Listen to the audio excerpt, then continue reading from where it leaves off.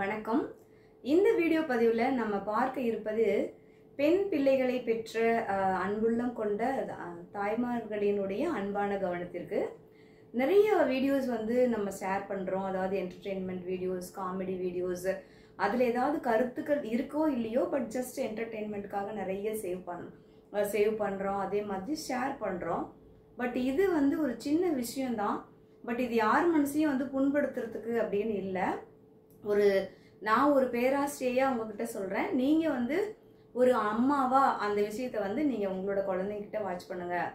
ஒரு குழந்தை பிறந்த உடனே, ஒரு பெண் பிள்ளை அப்படின்னு பிறந்த உடனே அவங்கள பத்தின 1000 கனவுகள் தாய்மார்களினுடைய அந்த பெற்றோர்களினுடைய எண்ணத்துல தோன்றுகிறது.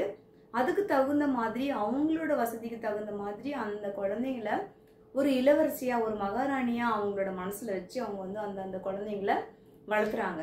ஸோ ஒரு குழந்தைக்கு சாப்பிட்றதுக்கு கற்றுக் கொடுக்குறோம், பேசுறதுக்கு கற்றுக் கொடுக்குறோம், நடக்கிறதுக்கு கற்றுக் கொடுக்குறோம்.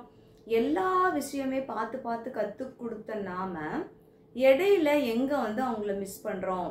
இப்போ பெண் குழந்தைகளுடைய பாதுகாப்பு, பெண் குழந்தைகளுக்கு பாதுகாப்பு இல்லை, நிறைய பாலியல் வன்கொடுமைகள்லாம் நடக்குது, பாலியல் பலாத்காரம் நடத்திருக்கு அப்படின்னு சொல்லிட்டு நிறைய மீடியாவில் இப்போ உங்களுக்கே தெரியும். நான் அதிகமாக சொல்ல விரும்பல.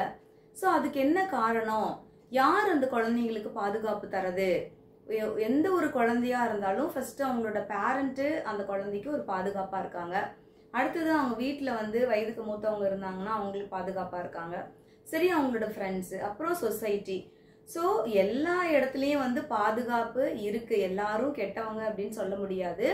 ஸோ நல்லவங்க இருக்காங்க. சில நேரங்களில் சில மனிதர்கள் மாறுறதுக்கு நிறைய சான்ஸ் இருக்கு. இப்போ நீங்க இந்த சைல்டோட இந்த கிரைம், அதே மாதிரி இந்த வன்கொடுமைகளோட ரேட்டிங்னா பாத்தீங்கன்னா நாளுக்கு நாள் அதிகரிச்சே வருது. அதுக்கு வருமுன் காப்போம். எந்த ஒரு பிரச்சனையா இருந்தாலும் வருவதற்கு முன்னரே அந்த பிரச்சனைகளை நம்ம தடுக்கிறதுக்கு, நம்மளே நாம தற்காத்து கொள்வதற்கு தாய்மார்கள் அந்த குழந்தைங்களுக்கு சொல்லணும்.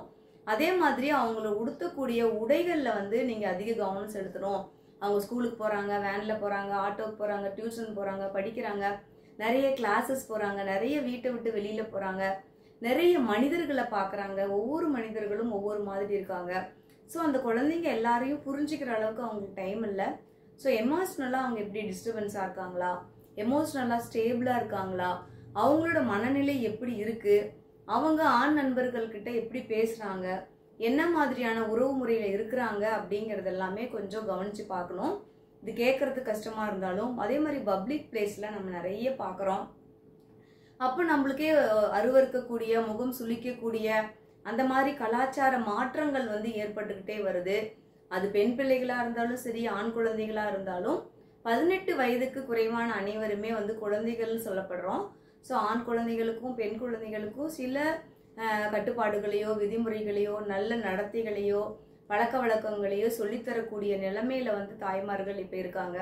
என்னதான் டெக்னாலஜி வளர்ந்தாலும் ஒரு ஆண் தான், பெண் தான். தாய்க்குரிய பண்புகள், தாய்மை பண்பு இருக்கு. அதே மாதிரி தந்தைக்குரிய அந்த பாசமும் இருக்கு.